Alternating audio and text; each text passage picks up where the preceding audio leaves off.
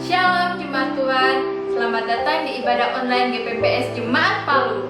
Sesaat lagi kita akan mengikuti ibadah. Siapkan hati kita untuk menerima lawatan Tuhan dalam ibadah hari ini. Sebelumnya, perlu saya sampaikan panduan mengikuti ibadah secara online. Pertama, siapkan diri untuk beribadah, sebab ini adalah ibadah dan bukan tontonan. Yang kedua, ikuti setiap acara ibadah. Turut menyanyi ketika puji-pujian, baca Alkitab saat pengkhotbah menunjuk ayat untuk dibaca, serta berdoa ketika diajak berdoa. Yang ketiga, karena ini ibadah dan bukan tontonan, jangan bercakap-cakap selama ibadah berlangsung. Yang terakhir, berpakaian yang rapi dan duduk yang sopan. Selamat menikmati lawatan Tuhan. Tuhan Yesus memberkati.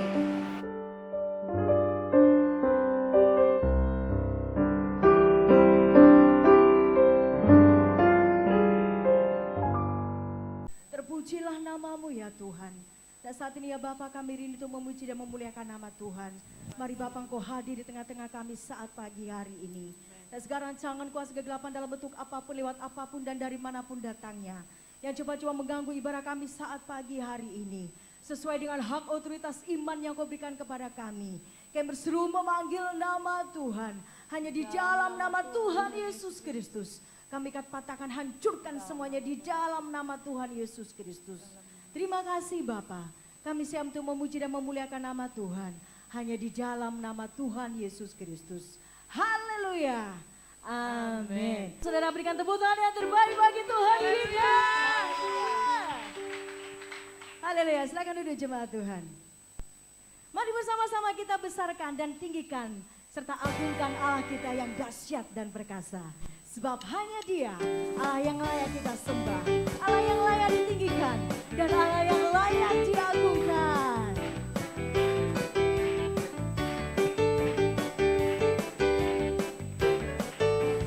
Besarkan nama Tuhan, pujilah Dia.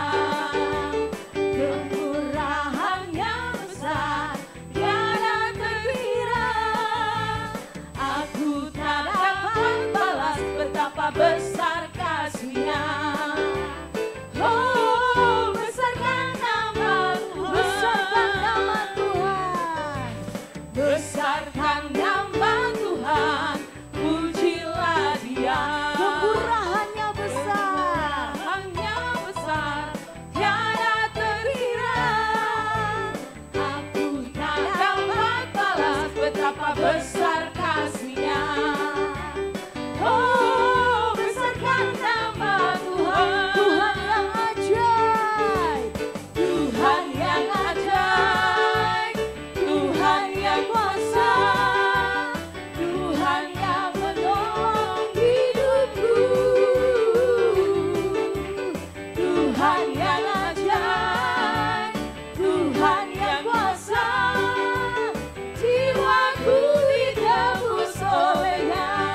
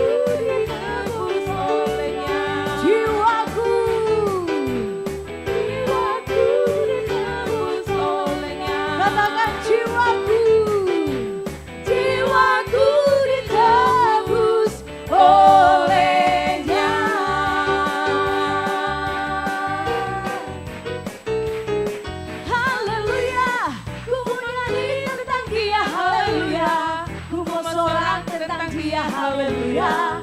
Ku tak dapat hidup tanpa Dia. Sekarang ku adalah ciptaan baru, dan ku hidup dalam keselamatannya. Tak ada bentuk mengikat ku puji Tuhan.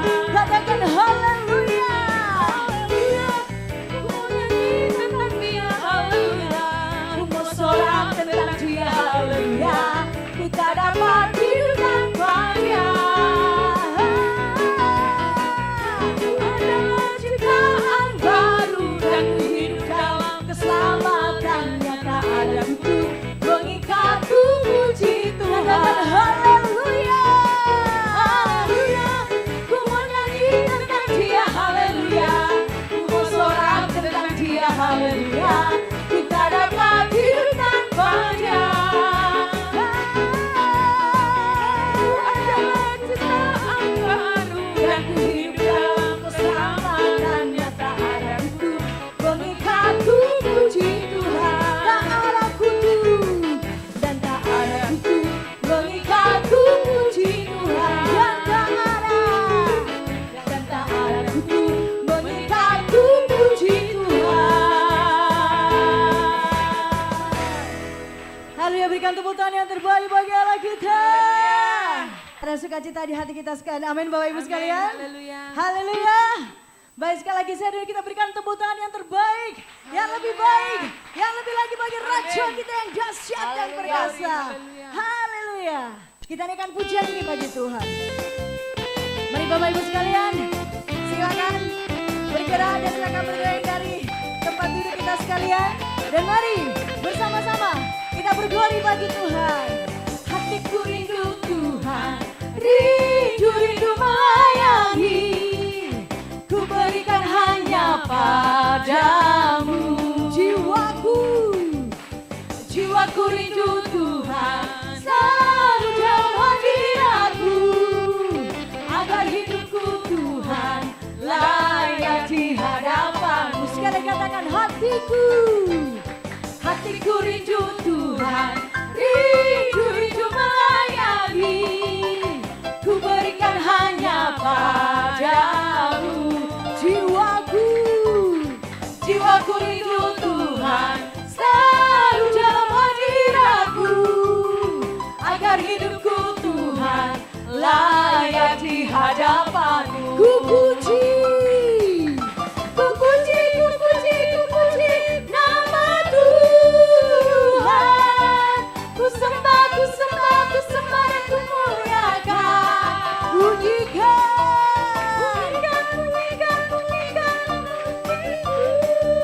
Mari semuanya menari.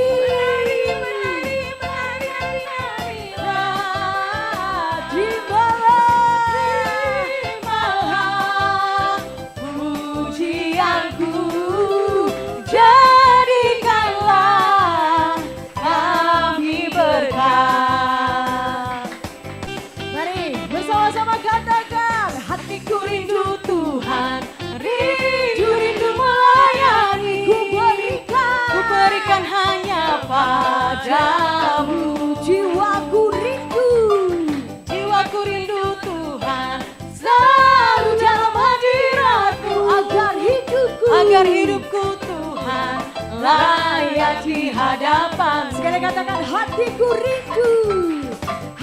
rindu Tuhan, rindu melayani. Ku berikan hanya padamu. Jiwaku rindu Tuhan, selalu dalam hadiratmu. Agar hidupku Tuhan layak di hadapanmu. Ku puji nama Tuhan. Katakan ku sembah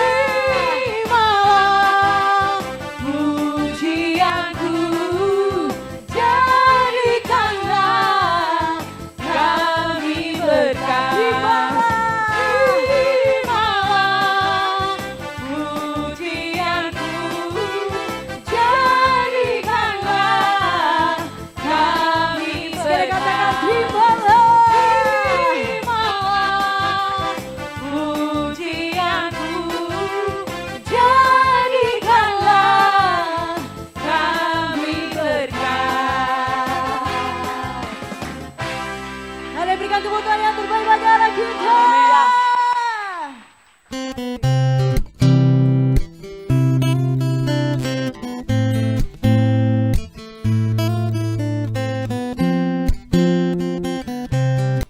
Shalom seluruh jemaat GBPS Palu.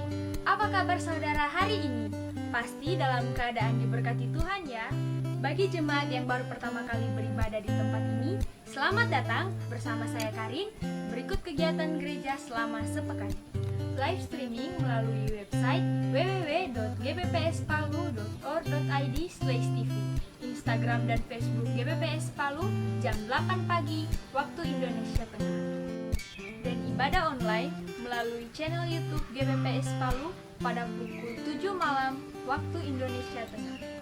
Ibadah new normal dengan mematuhi protokol kesehatan yang telah ditetapkan pemerintah, yaitu 1. Memakai masker dari rumah dan selama ibadah. Yang kedua, sebelum memasuki tempat ibadah, wajib mencuci tangan di tempat yang telah disediakan. Yang ketiga, sebelum memasuki tempat ibadah, wajib melakukan pengukuran suhu badan kepada petugas. Yang keempat, apabila suhu badan mencapai 37,5 derajat Celcius, maka jemaat tidak diperkenankan masuk. Yang kelima, dilarang membawa anak-anak di bawah usia 12 tahun. Jemaat yang sakit dan lansia yang mengidap penyakit bawaan tidak diperkenankan masuk. Yang keenam, tidak diperkenankan berjabat tangan. Yang ketujuh, jarak tempat duduk diatur sesuai dengan ketentuan yang berlaku. Yang kedelapan, untuk persembahan disediakan kotak kolektor 1 dan 2 dalam ibadah. Saudara dapat memasukkan persembahan saat datang ataupun saat pulang.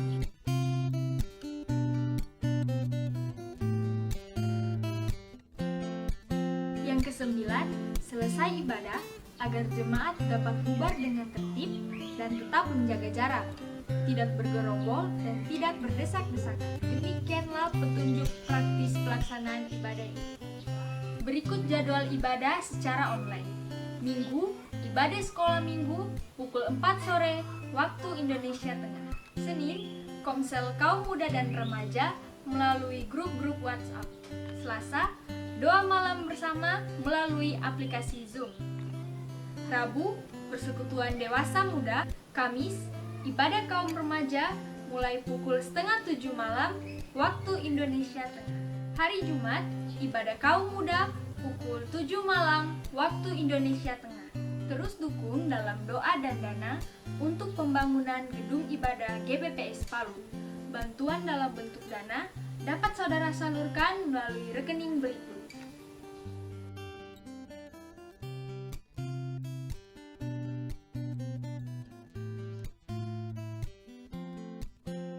Persepuluhan dapat ditransfer ke BNI dengan nomor rekening 02041344400 atas nama Rasdi Ferry Martino.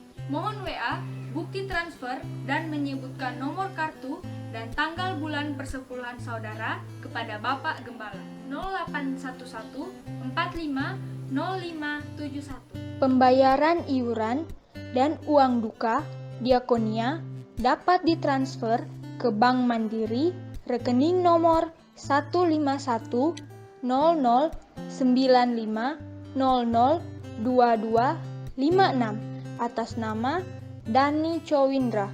Bukti pembayaran dikirim melalui WhatsApp ke nomor 0811450115 atas nama Bapak Dani Cowindra dan diserahkan fisiknya pada hari Minggu selesai kebaktian.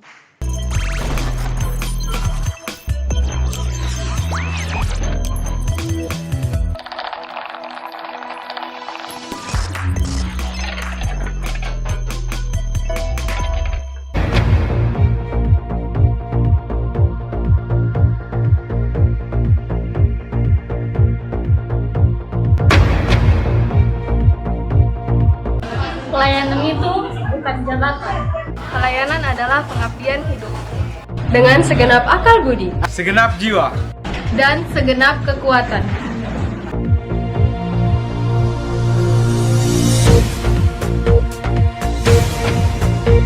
untuk yang remaja, Kamu yang kaum muda, yang punya minat, bakat, dan kemauan.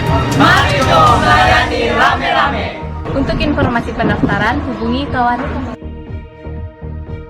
Daftarkan dirimu segera. demikian Warta Jemaat selama sepekan. Kami rindu Bapak Ibu, Saudara-saudari dapat mengikuti ibadah kategorial masing-masing.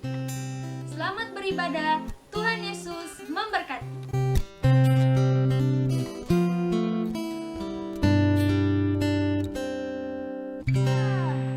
Haleluya. Engkau sungguh baik dan teramat baik dalam hidup kami ya Tuhan. Amin.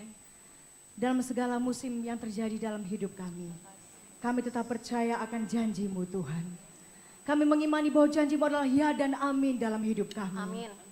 Dan kami juga mau tetap terus hidup di dalam setiap janji-janji yang Tuhan telah pertetapkan dalam hidup kami.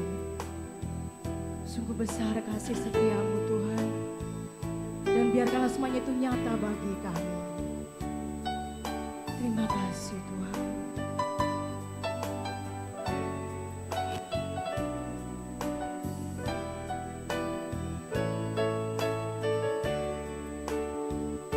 Mari jemaat Tuhan, bersama-sama kita naikkan pujian ini.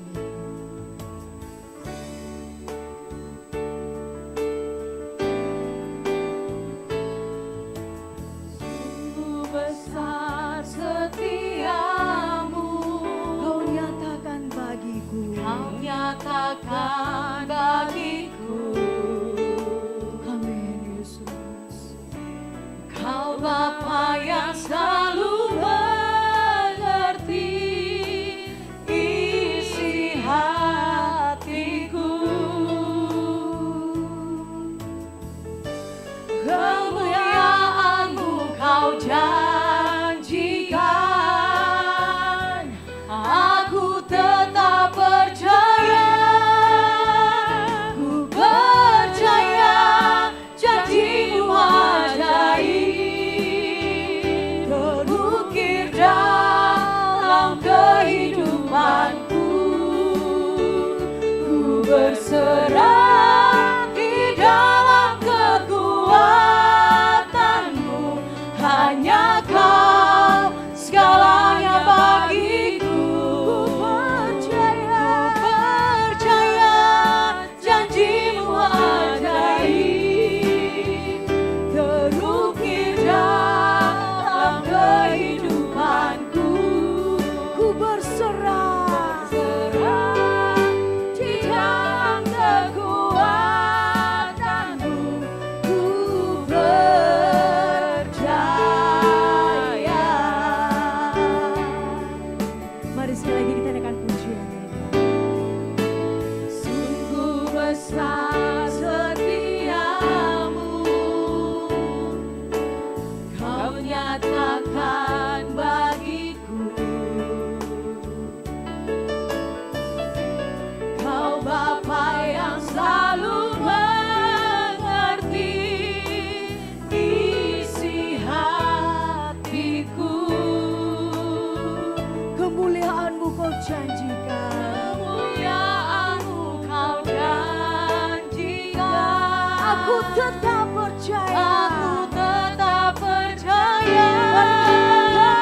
Ku percaya janji-Mu ajaib, terukir dalam kehidupanku.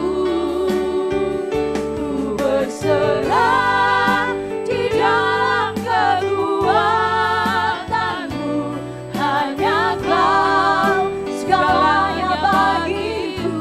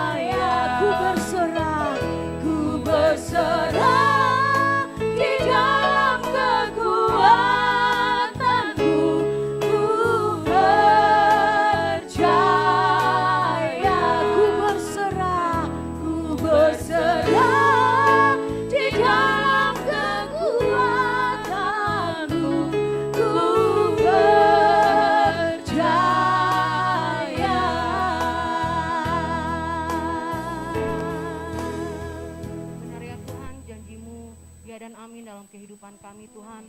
Oleh sebab itu Tuhan, kami mau menyerahkan kehidupan kami ke dalam tangan-Mu Tuhan.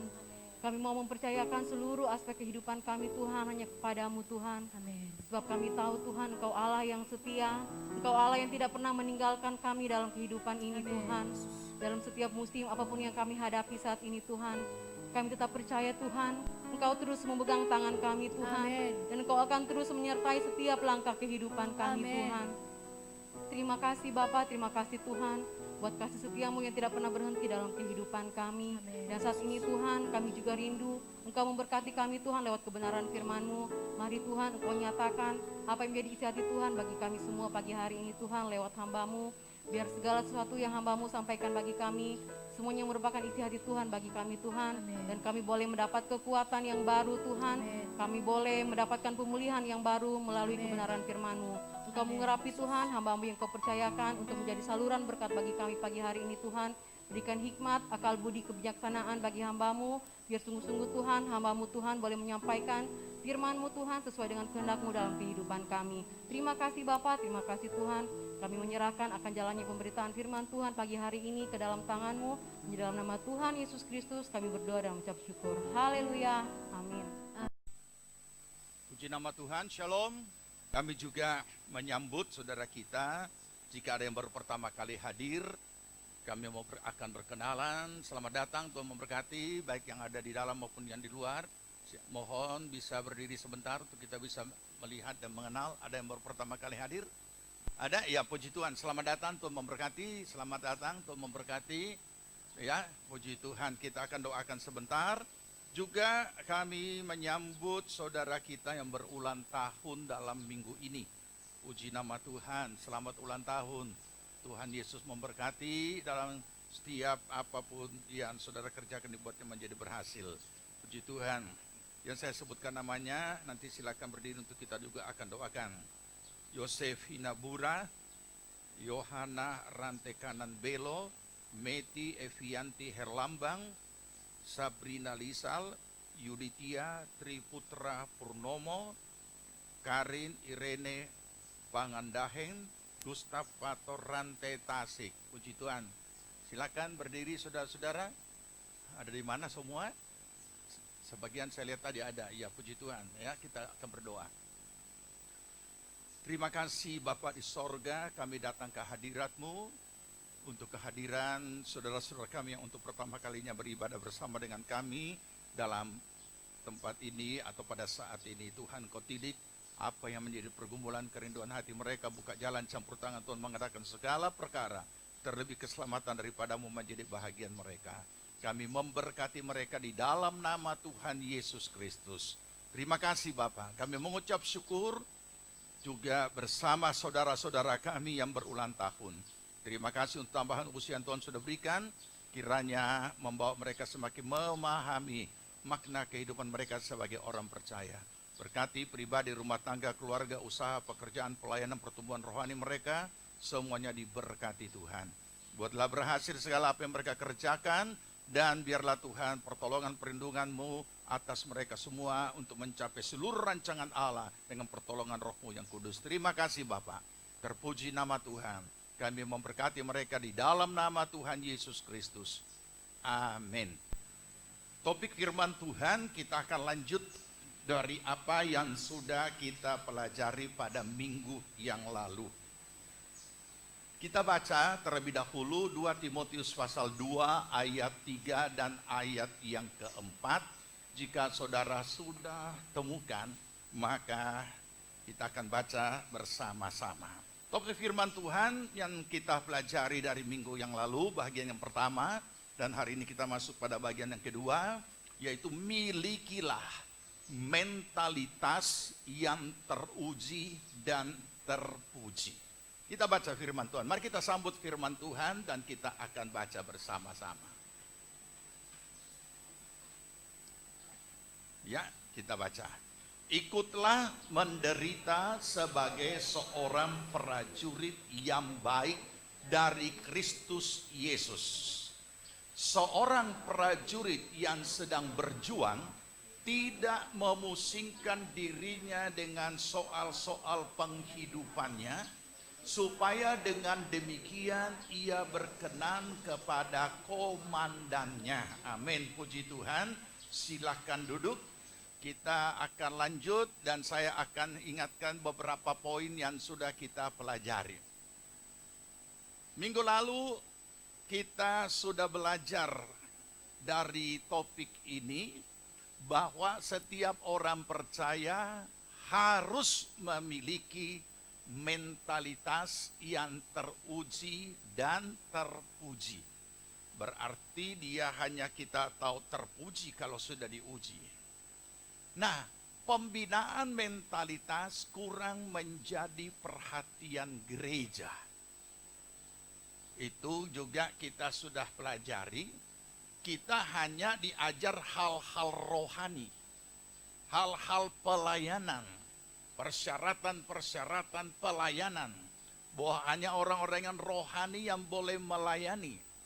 Ternyata kita menemukan justru kegiatan-kegiatan rohani dan jabatan-jabatan rohani bukan jaminan bahwa orang itu memiliki mentalitas yang baik.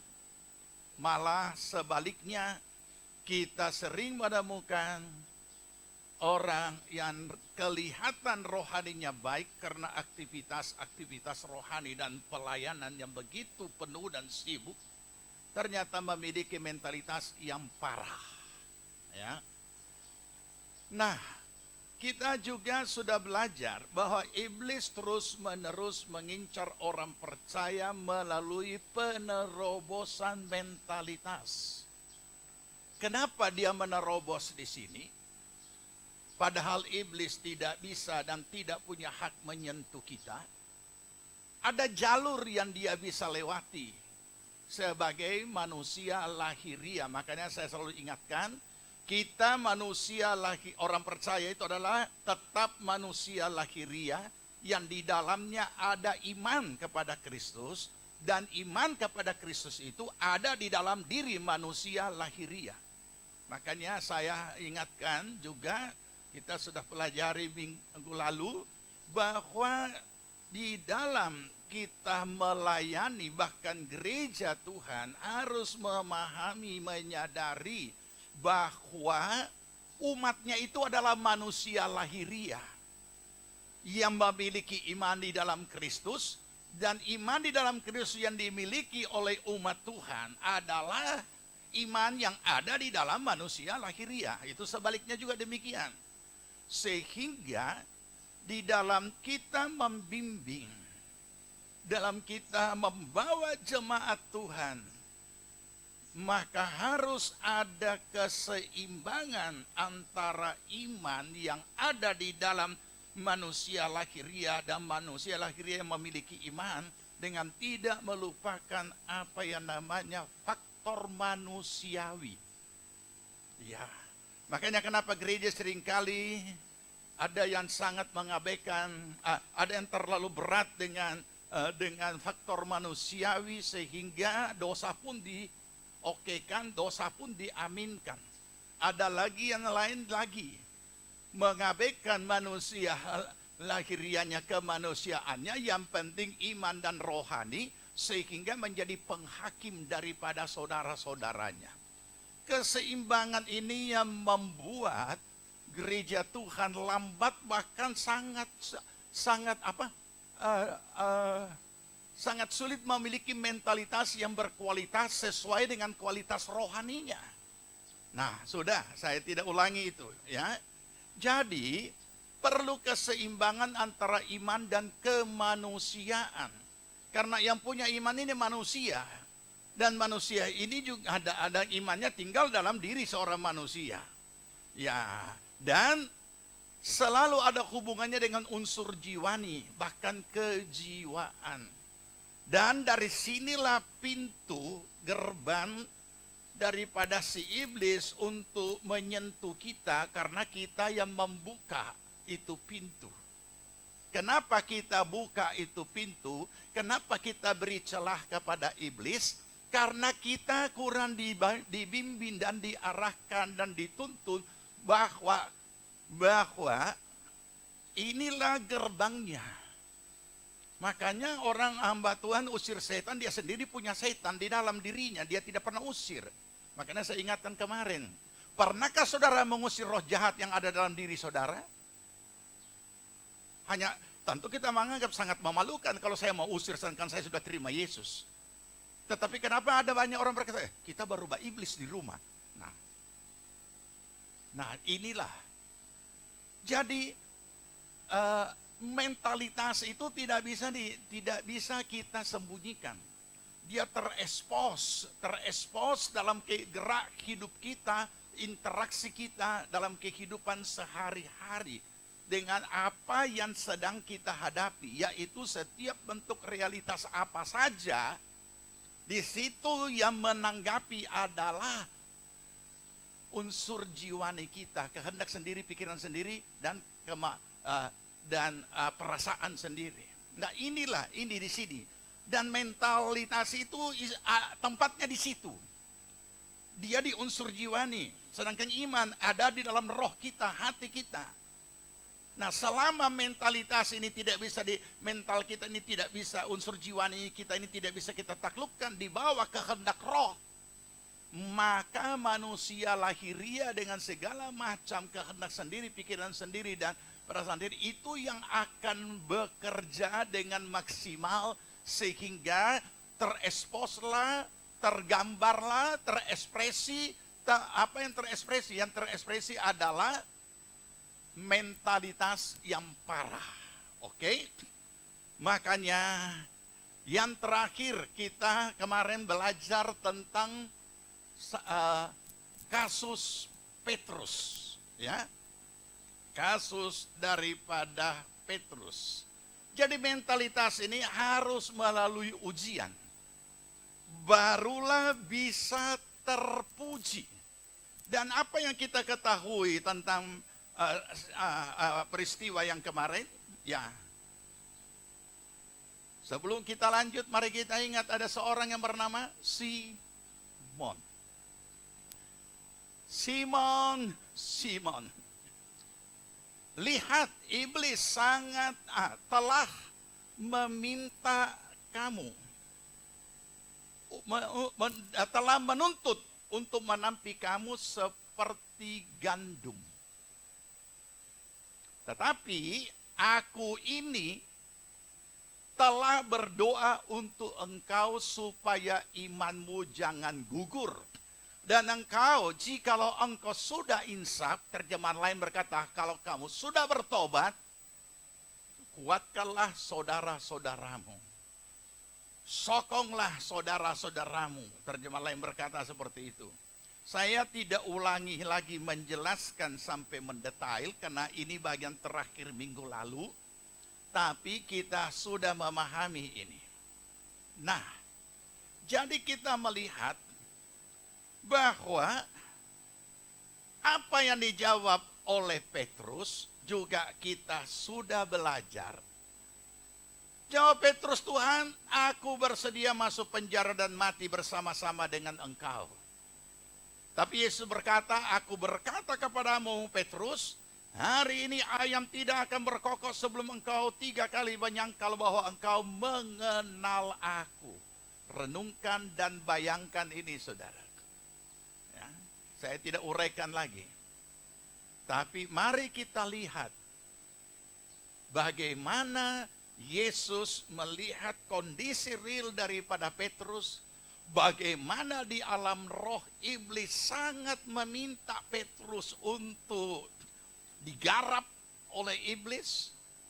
Dan yang mendoakan sendiri adalah Yesus. Dan Yesus tahu persis ada apa dengan dia. Sehingga Yesus mengatakan ini kepadanya.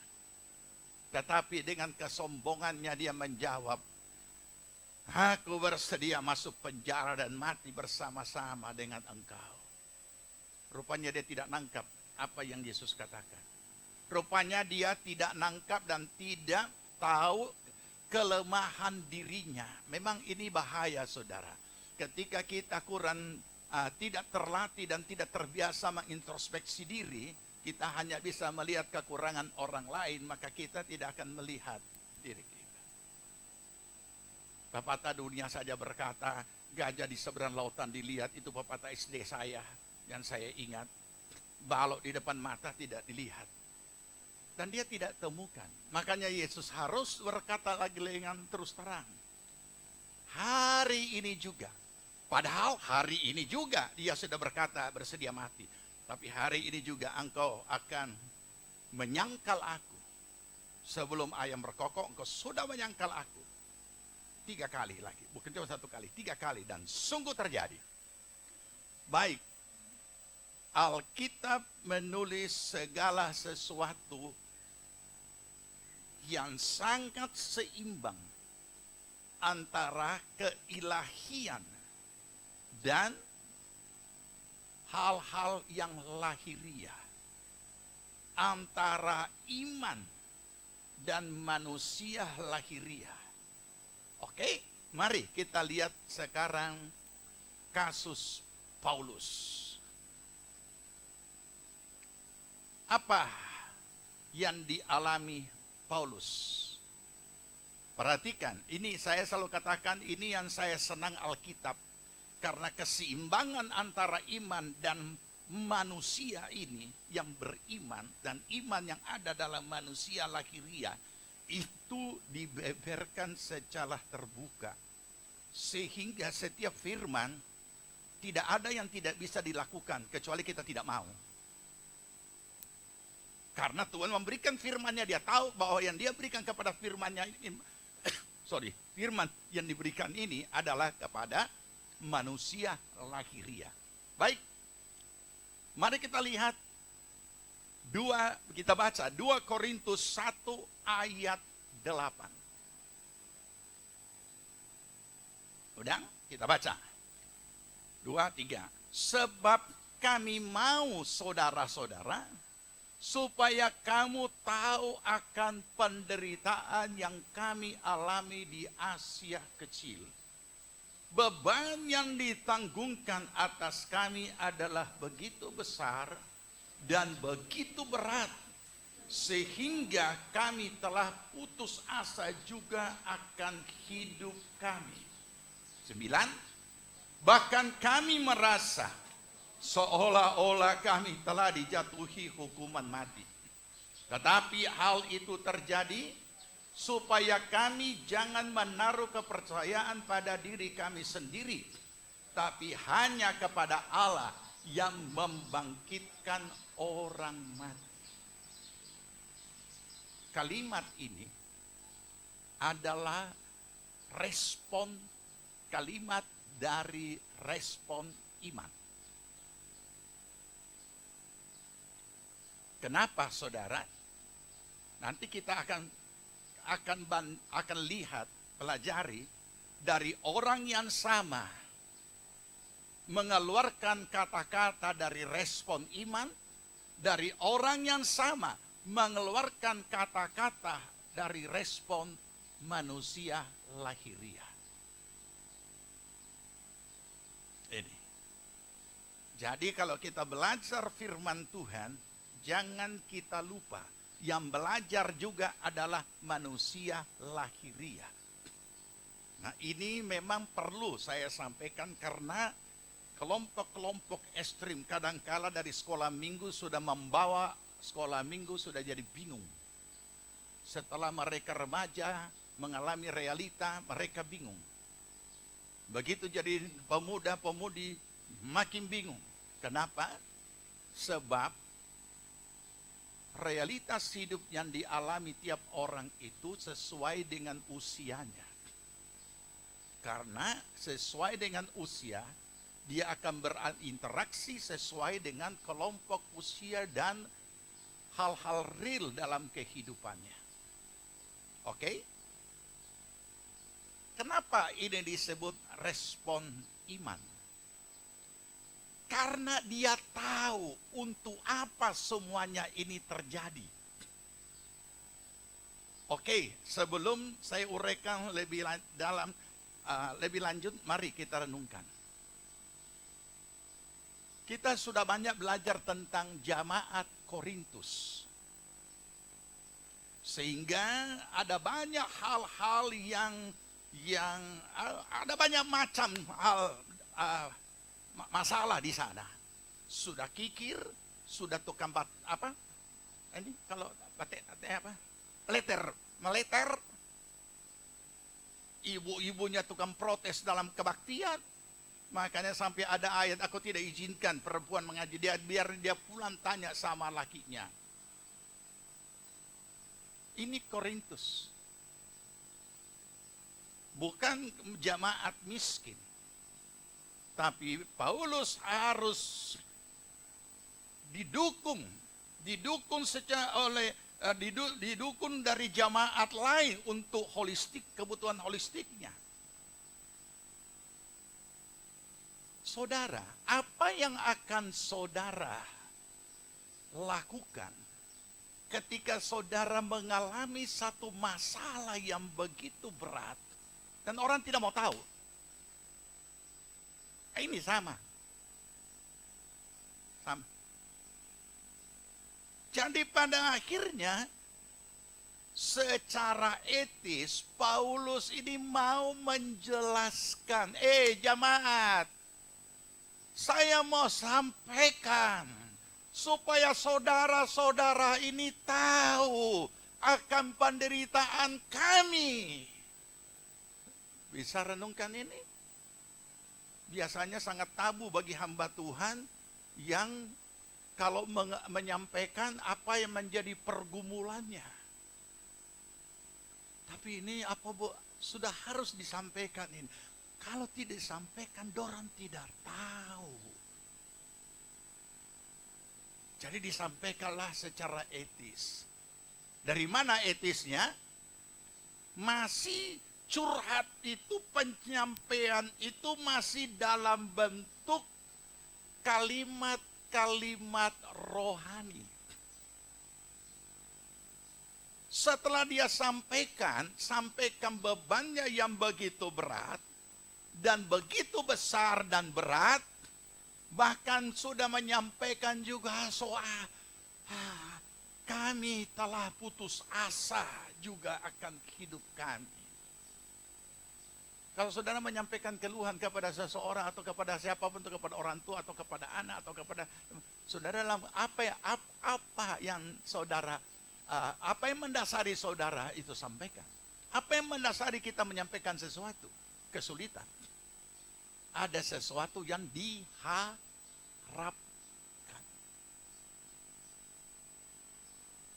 Paling tidak ada kalimat-kalimat penghiburan.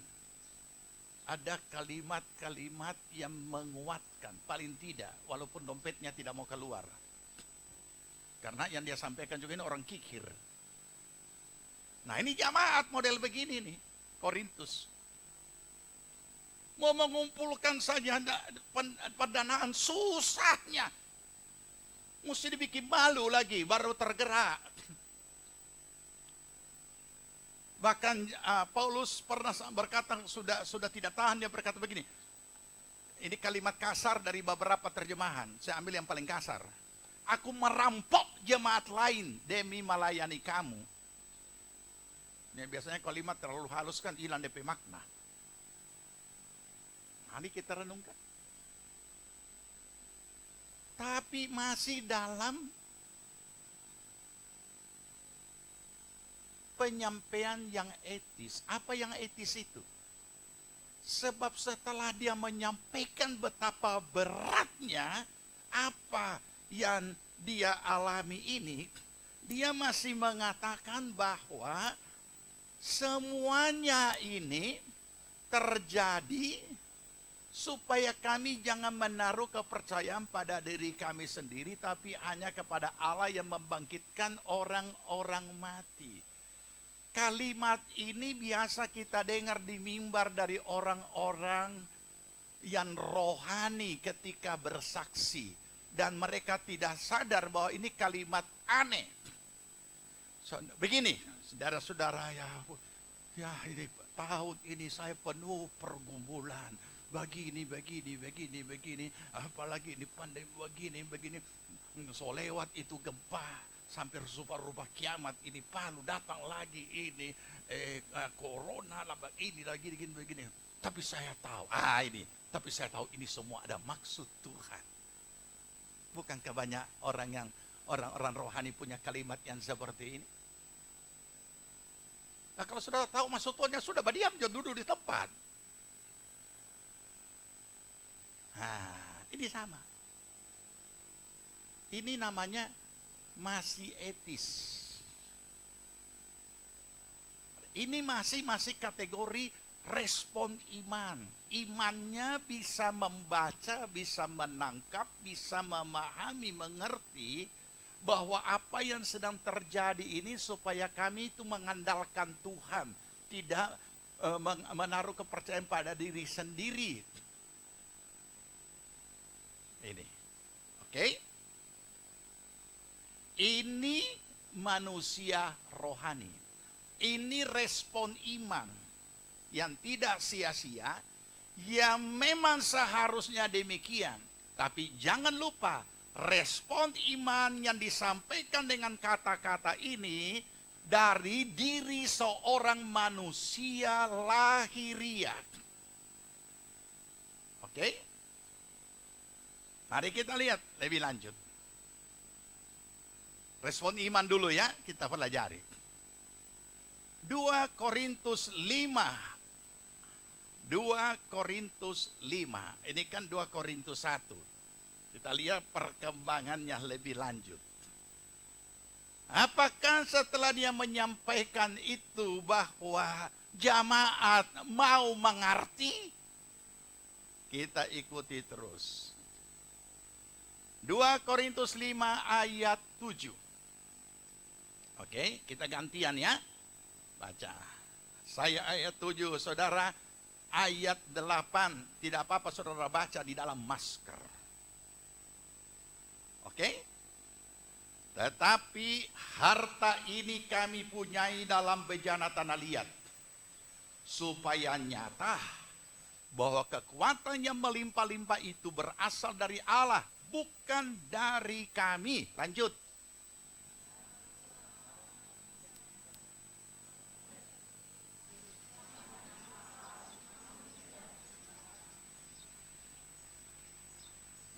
Aneh kan? Tadi bilang sudah putus asa. Sekarang tidak putus asa. Ini respon iman. Jadi harta, perhatikan supaya saudara paham ini ayat. Harta ini kami punyai dalam bejana tanah. Pasti saudara tahu bejana tanah ya. Pokoknya suatu tempat, apakah itu pot, apakah itu tabungan, apakah itu apa. Tetapi isinya di dalam berharga. Isinya berharga. Saya tidak akan menguraikan secara khusus nilai-nilai ilahi di sini, tetapi supaya kita ada gambaran. Siapakah yang disebut bejana tanah ini? Bejana tanah ini dikatakan harta yang kami punyai dalam bejana tanah liat, supaya ini nyata bahwa kekuatan melimpah-limpah itu berasal dari Allah, bukan dari diri kami. Inilah satu respon iman dari satu pemahaman yang sangat mendalam dari Rasul Paulus tentang kekuatan ilahi, kekuatan kuat kuasa Allah yang tak terbatas itu sesungguhnya ada dalam diri orang percaya itu. Dari bejana tanah, yaitu kita manusia yang bagaikan bejana tanah yang terbuat dari tanah ini, yang tidak ada apa-apanya, begitu rapuh manusia dari tanah ini, manusia lahiriah ini, di dalamnya ada kekuatan ilahi yang luar biasa melalui iman yang ada di dalam Yesus Kristus. Makanya dikatakan bahwa setiap kita kalau sudah terima Yesus, berarti kan dia sudah kita undang ada di dalam hati kita. Tidak tahu, ada ayat berkata, tidak tahukah kamu bahwa Yesus ada di dalam diri kamu?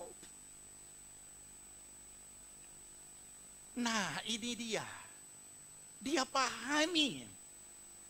Dia menemukan seperti ini.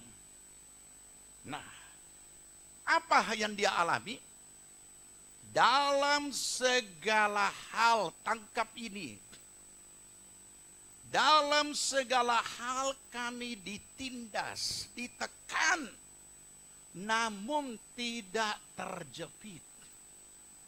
Kami habis akal, namun tidak putus asa. Ini bedanya. Orang percaya cara manusia lahiriah dan manusia lahiriah tanpa orang percaya, itu bedanya. Tapi dua-dua, makanya hati-hati membimbing orang, hati-hati. Dua-dua namanya manusia lahiriah, tidak ada yang luput daripada suatu ketika sampai kepada titik tak berdaya dan dia putus asa. Habis akal. Habis akal, tidak tahu mau bikin apa lagi. Tapi tidak putus asa. Pengalaman putus asa secara manusia lahiriah akan hadir. Tapi bagi orang percaya, sekalipun habis akal, tidak putus asa. Kenapa? Saya kalimatkan seperti ini. Jalan buntu bagi manusia pada umumnya akan menjadi putus asa.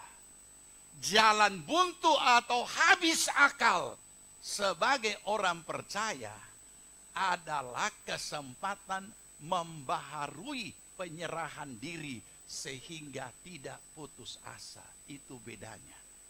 Tapi kalau imannya tidak menangkap bahwa ini kesempatan membaharui penyerahan diri kita kepada Tuhan, maka manusia lahiriah yang akan menang dan saudara juga akan putus asa. Kenapa? Karena redang. Karena so habis akal, habis akal, habis akal. Ya sama Pak Dokter ya. Ketika keluar dari keluarga sudah menunggu di luar. Di sana ruangan operasi. Begitu selesai, dokter keluar. Tinggal lihat DP muka, ini dokter. Kok dia semua menyerbu. Di film-film kan juga begitu. Dia punya jalan cerita. Dia datang semua. Dokter coba diam. Aduh, lebih parah ini. Makin lama diam makinnya. Nah ini. Nah begitu. Berarti sudah. So habis. So kelar dalam. So berangkat. So tidak bisa tolong. Habis akal. Cara apa saja tidak bisa. Nah ini saudara. Ini masih bagian dari respon iman. Ditekan. Kalau kita mengalami penekanan ada juga. Tapi tidak dalam segala hal. Ini dalam segala hal kami ditindas. Apa saja, di mana saja, kapan saja, ini yang mereka alami. Tapi tidak terjepit, tidak terjepit. Luar biasa kan? Kenapa? Karena di dalam ada kekuatan yang luar biasa. Kekuatan Allah, yaitu iman kita. Oke, berikut. 9, sama-sama. 2, 3. Kami dianiaya, namun tidak ditinggalkan sendiri. Kami dihempaskan, namun tidak binasa. Sudah tahu dihempaskan? Itu dicampakkan kan? Dan dicampakkan ini bukan cuma bahasa, kalimat antara muda-mudi yang sedang perkara putus. Yang satu berkata, tega sekali engkau mencampakkan aku. Bukan ini, bukan. Dihempaskan, dianiaya, tidak sendirian. Mereka tahu ada Tuhan yang menyertai. Dihempaskan, tidak binasa. Dan yang lebih hebat lagi ayat 10. Ayo baca. kami senantiasa membawa kematian Yesus di dalam tubuh kami, supaya kehidupan Yesus juga menjadi nyata di dalam tubuh kami. Perhatikan kalimatnya baik-baik. Supaya kehidupan Yesus juga menjadi nyata di dalam tubuh kami. Kenapa tidak ditulis supaya kehidupan Yesus juga menjadi nyata dalam kehidupan kami? Kalau itu diganti, maka itu akan menjadi ngambang.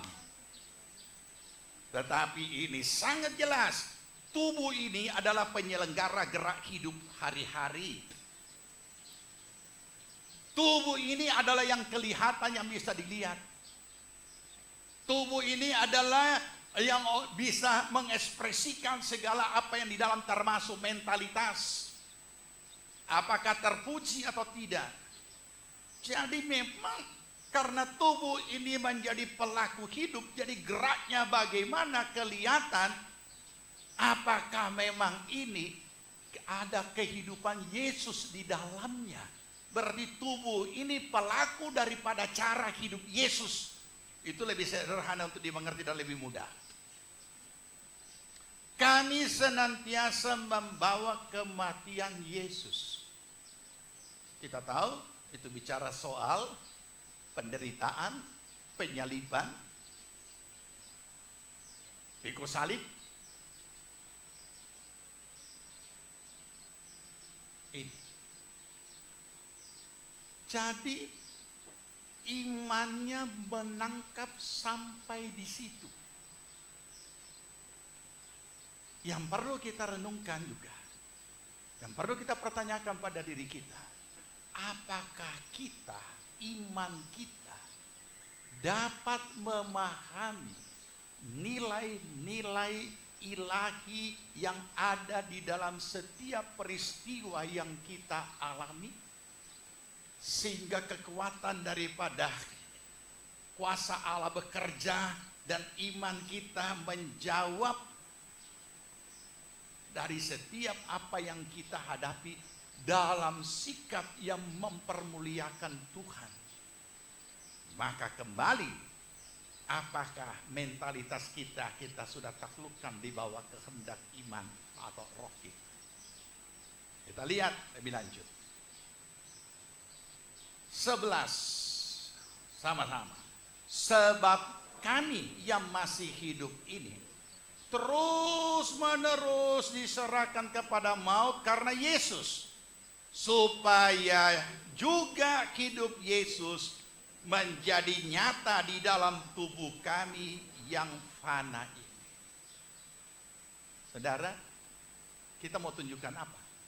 Kita mau tunjukkan dan tampilkan diri kita sebagai orang yang tekun berdoa, tekun puasa, tekun ibadah, tekun melayani. Dah. Silakan, itu semua baik. Tetapi di setiap gerak hidup kita, hari-hari maupun pelayanan, akan nampak kebenaran itu melalui respon iman kita yang diekspresikan melalui mentalitas kita.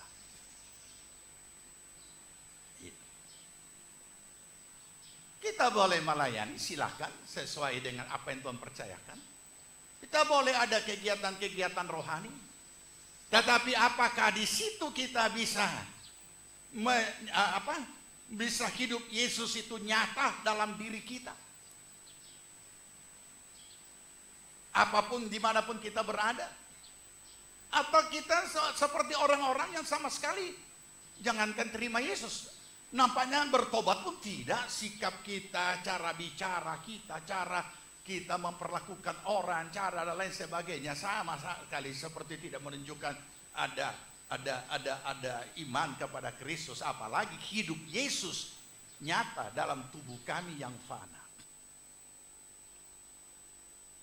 Ini respon iman yang luar biasa. Bagaimana ia bertumbuh, bagaimana itu dinyatakan dalam kehidupan hari-hari. Sayang bahwa sering orang mengabaikan ini.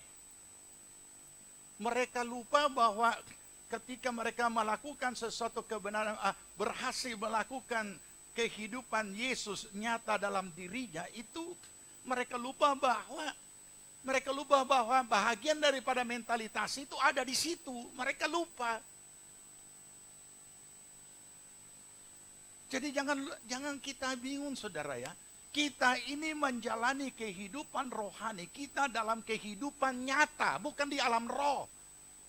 Roh yang kita tidak lihat yang ada dalam roh itu lain. Kita ini manusia nyata, manusia lahiriah tapi punya iman. Di dalam Kristus punya firman.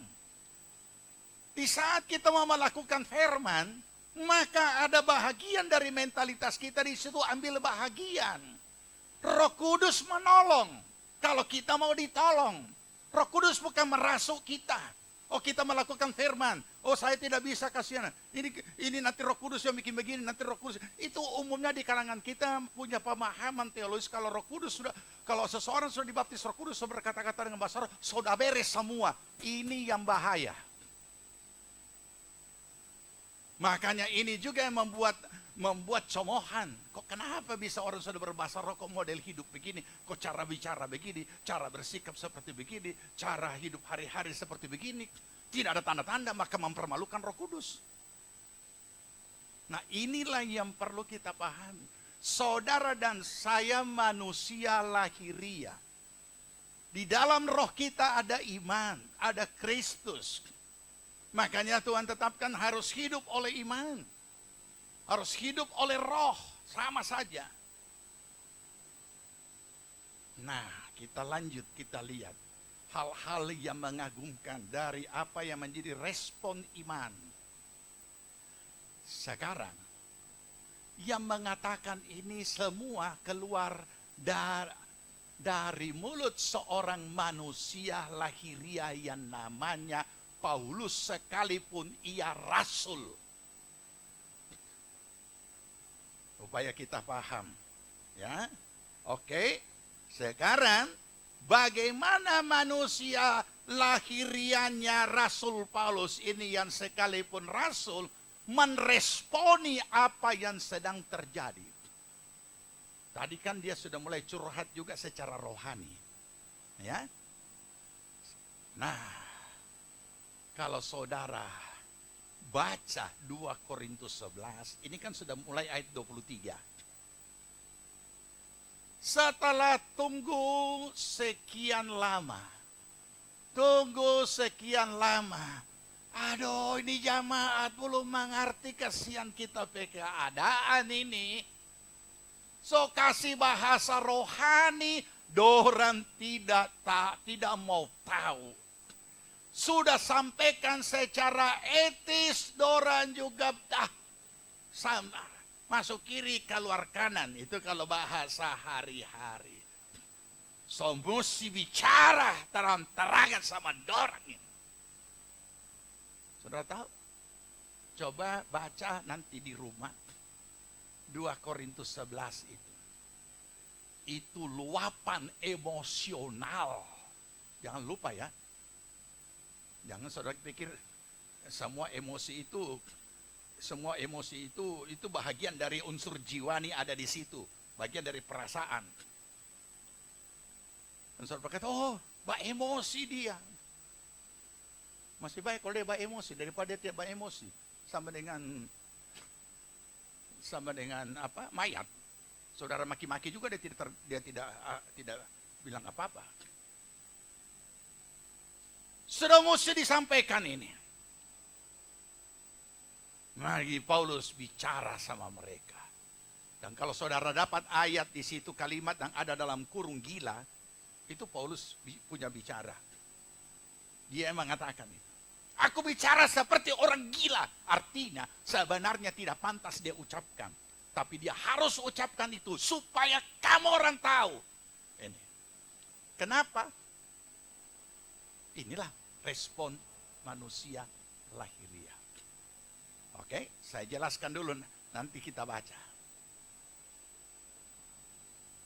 Dan dia benar-benar Dan rupanya juga jemaat ini lebih memahami itu rasul-rasul yang lain daripada Paulus sendiri yang ada di antara mereka. Sehingga Paulus mulai berkata, ya, seperti ini kita baca. Apakah mereka pelayan Kristus? Tuh, aku berkata seperti orang gila. Aku lebih lagi. Nah itu kalau kira-kira kalau mau diintonasikan. Ya. Aku lebih banyak berjerilah. Lebih sering di dalam penjara. Di daerah luar batas. Kerap kali dalam bahaya maut. Kenapa aku berkata seperti orang gila? Tadi bicara secara etis. Sekarang so tidak etis. Kenapa? Respon manusia lahiriah. Dia tidak memaki, kotor, tidak.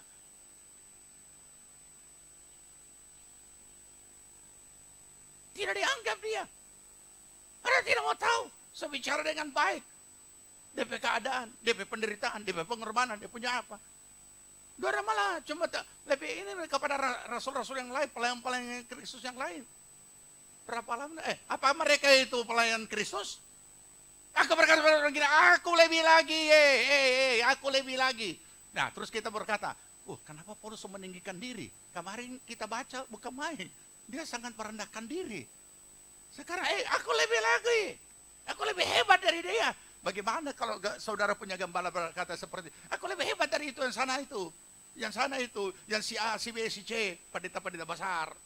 Berarti ada pendeta besar sama saja. Ya kan? Bahkan ada lagi yang manusia saja yang mengkelaskan. Pendeta internasional. Kelas dunia. Ada itu, kita ambil, ada kelas berat, ada kelas ringan, ada kelas nyamuk. Ya, itu kalau apa itu? Denju dengan gulat ya. Oke. Nah, semua sama di hadapan Tuhan. Oke.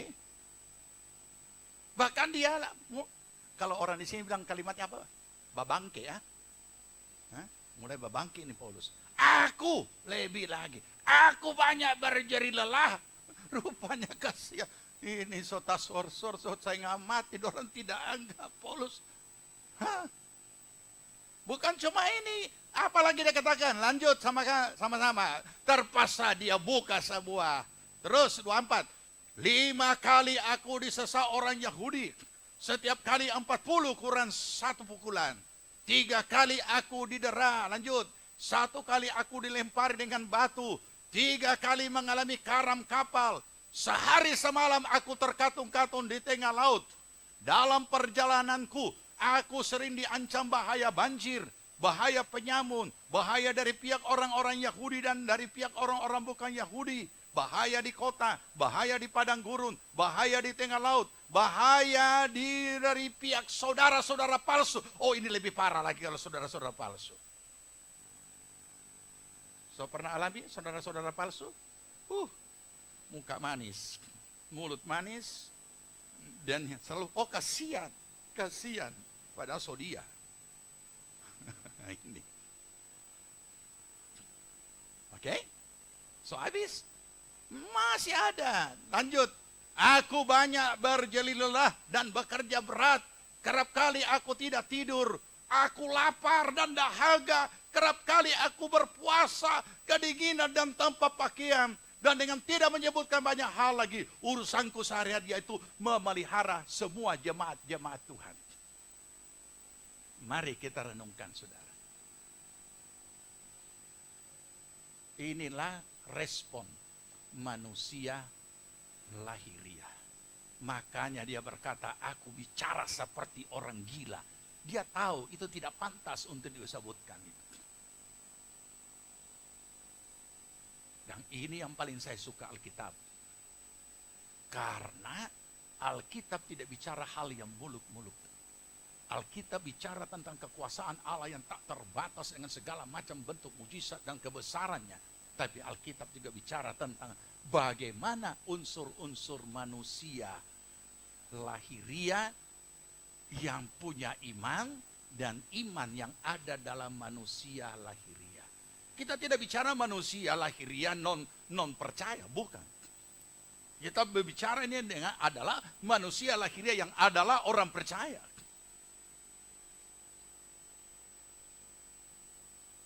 Adalah sangat memalukan kalau seorang hamba Tuhan berkata, aku lapar. Untuk apa? Dikasih tahu jamaat kalau nggak lapar. Untuk apa mau kasih tahu kalau kau kurang tidur? Untuk apa bapak bangke-bangke? Paling dari bawah berkata, oh memang itu nggak ada petugas, karena nggak ada serahkan diri untuk Tuhan. Ya jalanilah. Oh lebih parah lagi Paulus, stres dia. Sekarang pertanyaannya, maukah kita hakimi Paulus? Masa hamba Tuhan begitu so rasul lagi, mau mengeluh. Ya sudah pikir itu karena pesalib. Inilah orang Kristen khususnya kalangan kita yang tukang hakim. Makanya kalangan kita itu tidak mau melihat hamba Tuhan yang loyo-loyo, yang mengeluh, apalagi hamba Tuhan yang bawa map. Aduh, bikin malu saja. Bawa map naik turun rumah karena sedekah hari Natal. Kenapa ada yang seperti itu? Karena manusia lahiriahnya memang imannya belum dapat mengatasi manusia lahiriahnya. Rohnya belum bisa. Unsur jiwaninya dia belum mampu taklukkan di bawah kehendak roh. Nah, makanya perhatikan ini ayat yang sangat penting bagi kita. 1 Korintus 10 ayat 12, baca dengan lantang. 2, 3. Sebab itu, siapa yang menyangka bahwa ia teguh berdiri, hati-hatilah supaya ia jangan jatuh. Makanya hamba-hamba Tuhan jangan suka bicara takabur di atas mimbar. Orang-orang percaya, pelayan-pelayan Tuhan yang sudah mulai melayani orang, jangan bicara takabur seolah-olah saudara adalah manusia super. Saudara manusia lahiriah, tapi bukan berarti saudara orang lemah. Ada Yesus di dalam, ada iman di dalam. Dan iman itu harus dapat mengantisipasi reaksi manusia lahiriah yang selalu mau meluputkan kita atau mau menjauhkan kita daripada apa yang firman Tuhan sudah tetapkan. Andai kata kita hadir pada saat Paulus mengatakan ini, saya tidak tahu apa yang akan kita lakukan. Saya juga tidak mendapatkan data-data lebih lanjut di Alkitab. Apakah perempuan-perempuan cerewet dalam kebaktian yang suka interupsi dalam kebaktian masih berdiri di kebaktian Korintus untuk Pak Paulus jangan mengatakan seperti itu dong hamba Tuhan. Saudara, makanya kita membimbing orang. Kita harus membimbing mereka seimbang. Supaya mereka menemukan dirinya. Bahwa mereka masih hidup di dunia. Dan harus hidup oleh iman. Hidup oleh roh. Hidup oleh iman adalah ketaatan tanpa syarat. Atas kehendak Tuhan. Kalau tidak, kita bisa menyesatkan orang. Karena kita anggap seolah mereka itu hidup di awan-awan. Hidup di alam roh. Kita berperang kepada alam roh oleh iman di dalam nama Tuhan Yesus oleh kekuatan kuasanya. Tapi kita tidak hidup di alam roh. Kita hidup oleh roh di dunia ini. Oke, kita lihat lagi. Olehnya yang bijaksana itu 2 Korintus 13 ayat yang kelima. Mari, 2, 3. Ujilah dirimu sendiri. Apakah kamu tetap tegak di dalam iman? Selidikilah dirimu. Apakah kamu tidak yakin akan dirimu? Bahwa Kristus Yesus ada di dalam diri kamu. Sebab jika tidak demikian, kamu tidak tahan uji. Jadi saudara, memang alat penguji itu adalah realitas hidup sehari-hari. Kita sangat bersyukur karena Tuhan memberikan peluang bagi kita uji dirimu sendiri. Artinya, setiap realitas apapun yang kita hadapi dalam kehidupan kita, iman kita yang harus meresponinya. Dan unsur lahiriah ini harus ditaklukkan. Sekalipun format alamiahnya, manusia lahiriah yang selalu suka duluan.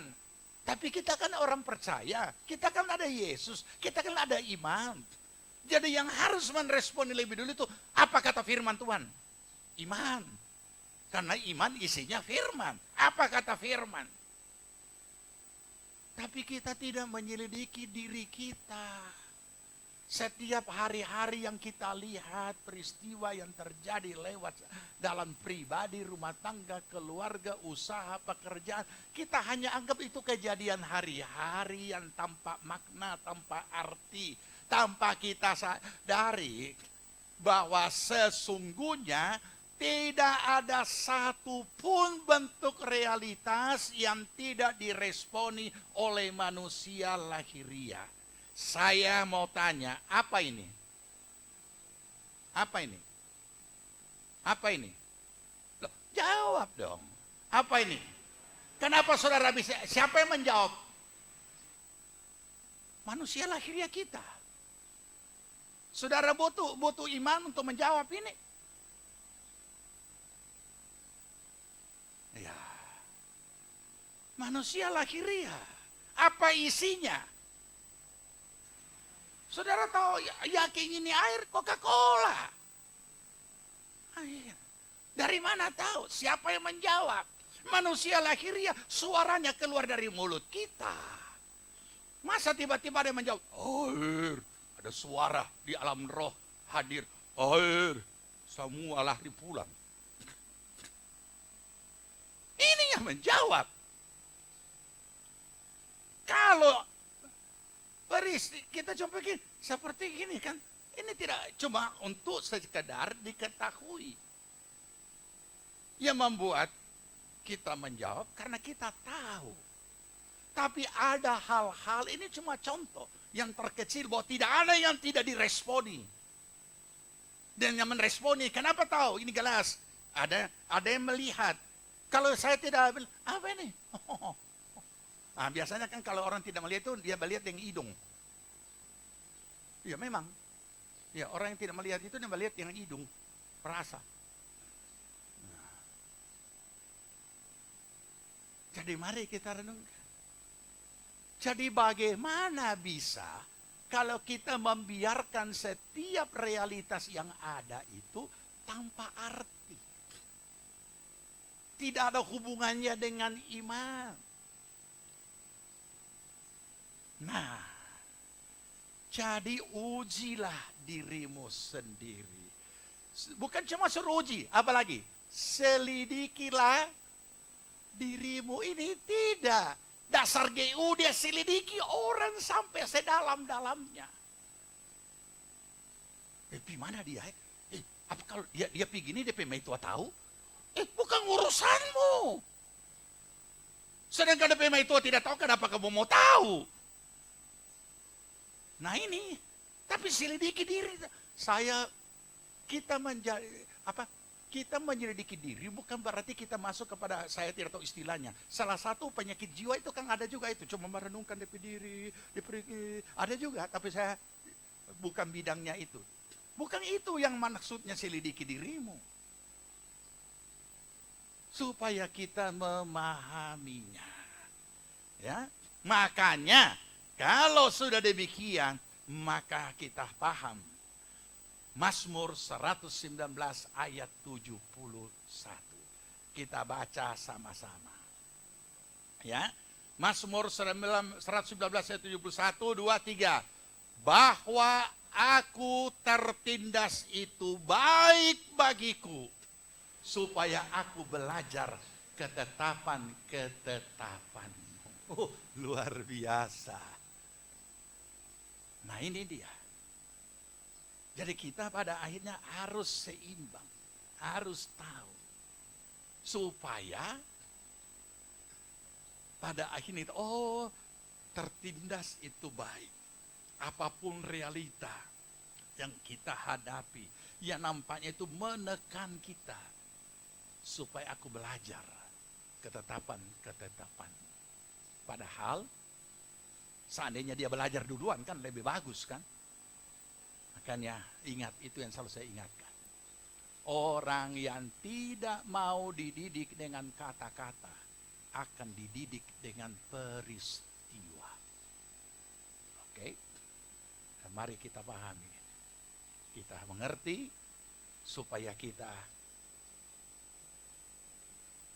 menemukan di dalam diri kita dan melatih mental yang ada pada kita, supaya kita memiliki mental yang teruji lewat realitas hidup hari-hari, dan ternyata dia berhasil sehingga menjadi terpuji, tidak mempermalukan Tuhan.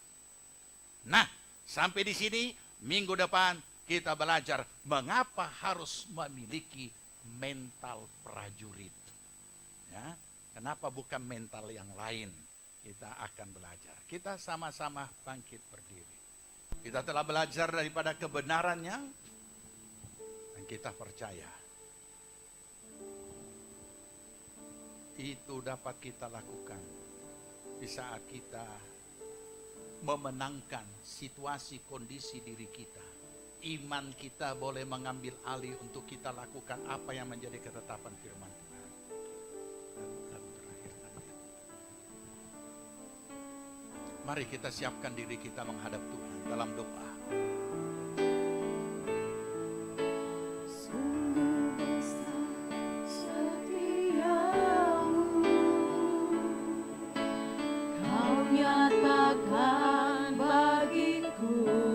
Amin Tuhan. Kau Bapa yang selalu mengerti isi hatiku. Kemuliaan-Mu Kau janjikan, aku tetap percaya. Ku percaya janji-Mu ajaib, terukir dalam kehidupanku. Amin. Ku berserah di dalam kekuatan-Mu, hanya Kau segalanya bagiku. Ku percaya janji-Mu ajaib, Amin. Amin. terukir dalam kehidupanku. Ku berserah di dalam kekuatan-Mu, ku percaya. Terima kasih Bapa di sorga. Kami boleh belajar dari kebenaran firman. Terima kasih bahwa kami, Tuhan, boleh menyadari betapa kami sering lalai untuk mengurus mentalitas kami. Kami biarkan diri kami manusia lahiriah menguasai iman kami. Dan seringkali kami tidak berdaya untuk melakukan kebenaran firman. Tapi hari ini kami boleh menyadari, kamilah orang-orang percaya dan sekaligus sebagai manusia lahiriah yang siap untuk memuliakan nama Tuhan dimanapun kami berada melalui tubuh kami yang kelihatan ini, sehingga nama Tuhan dipermuliakan. Sehingga dimanapun kami memberitakan kebenaran-Mu, berita tidak ditolak oleh karena kami ditolak, akan tetapi kami boleh diterima sehingga berita firman-Mu juga dapat diterima. Terima kasih Bapa, terpujilah nama Tuhan. Engkau tilik akan setiap kebenaran kami, dan biarlah Engkau Tuhan Roh Kudus memeteraikan firman Allah di dalam hati kami masing-masing. Sehingga dengan pertolongan Roh Kudus kami boleh melakukan segala kebenaran-Mu Tuhan dengan kuat kuasa-Mu. Terima kasih Bapa di sorga, terima kasih. Berkati seluruh jemaat Tuhan, pribadi, rumah tangga, keluarga, usaha, pekerjaan, pelayanan, pertumbuhan rohani. Tuhan berkati semua dan buatlah berhasil segala apa yang jemaat-Mu kerjakan Tuhan, bagi kemuliaan nama Tuhan. Terima kasih Bapa, kami boleh beribadah, berkati juga mereka mengikuti live streaming di rumah dan juga untuk siaran online pada nanti malam. Tuhan memberkati seluruh jemaat-Mu, bahkan siapapun yang mendengarkan kebenaran firman Tuhan. Terima kasih hari ini kami boleh beribadah. Terima kasih untuk tempat kami boleh beribadah. Tuhan memberkati kembali Tuhan keluarga daripada hamba-Mu, sekeluarga dan semuanya. Tuhan dan semua karyawan yang bekerja di tempat ini Tuhan memberkati. Terima kasih Tuhan memberkati jemaat Tuhan yang telah mengembalikan milik Tuhan, yang telah mengambil juga bahagian di dalam persembahan, telah juga memberikan untuk dana pembangunan rumah Tuhan, gereja-Mu. Tuhan memberkati berlipat kali ganda. Bahkan semua yang telah berpartisipasi apapun bentuknya buat pekerjaan-Mu, Tuhan memberkati dengan berlipat kali ganda. Tuhan yang tahu setiap pribadi. Terima kasih Bapa. Kami mengucap syukur. Berdoa kami untuk bangsa, negara, pemerintah kami. Berkati bangsa kami, pemerintah kami, negeri kami Tuhan. Mulai dari Bapak Presiden, para menteri dan semua kabinet dan semua Tuhan aparatur negara, pusat, provinsi, kabupaten, kecamatan, kelurahan, desa-desa, dan seluruh dusun-dusun seluruh negeri ini. Semua aparat Tuhan berikan roh takut akan Allah. Mereka boleh bekerja dengan mempertanggungjawabkan segalanya kepada Tuhan dan kepada masyarakat. Terima kasih Bapak, kami mengucap syukur. Kiranya kami juga bersyukur untuk pertolongan, kemurahan Tuhan dalam menjaga, memelihara, melindungi negeri kami dari segala malapetaka, dari segala celaka, dan juga dari pandemi corona ini. Terima kasih Tuhan bahwa dengan hikmat akal budi yang telah Tuhan karuniakan, sehingga vaksin dapat ditemukan dan akan dipersiapkan untuk tahun depan. Tuhan tolong semua proses ini, biarlah Tuhan campur tangan. Amin. Sehingga semuanya yang terbaik bagi negeri kami daripada Tuhan datangnya. Engkau memberkati dan tambahkan hikmat akal budi para ilmuwan yang telah Tuhan percayakan. Dan Tuhan bukakan akan segala rahasia-Mu. Terima kasih Bapak. Terima kasih. Kami juga berdoa untuk para dokter dan para medis dan semua yang terkait dalam penanganan COVID-19 ini Tuhan. Tuhan lindungi, Tuhan halaukan segala wabah-wabah yang bisa menjangkiti mereka. Demikian juga pasien-pasien sedang dirawat, apapun status mereka, Tuhan tolong, Tuhan jamah dan sembuhkan semuanya. Amen. Terima kasih Bapak, kami mengucap syukur. Engkau memberkati kami semua, akan kembali ke tempat kami masing-masing. Biarlah penyertaan Tuhan terus melimpah atas kami, tutup bungkus dalam kuasa darah Tuhan Yesus yang berkuasa. Dan biarlah tembok-tembok api-Mu mengelilingi kami setiap saat. Amen. Kami semua terpelihara dalam anugerah Tuhan. Amen. Dalam nama Tuhan Yesus, kami alaskan doa kami dan jemaat Tuhan yang dikasihi Tuhan. Terimalah berkat damai sejahtera dari Tuhan Yesus Kristus, kecintaan Allah Bapa dan dalam persekutuan Roh-Nya yang kudus adalah kiranya tinggal menyertai kita sekalian, dibuatnya kita hidup bijaksana, sehingga berhasil segala yang kita kerjakan sampai berkelimpahan dari sekarang sampai Tuhan Yesus datang kembali. Amin. Terima kasih sudah bergabung bersama kami dalam ibadah online hari ini. Selamat hari Minggu, Tuhan Yesus memberkati.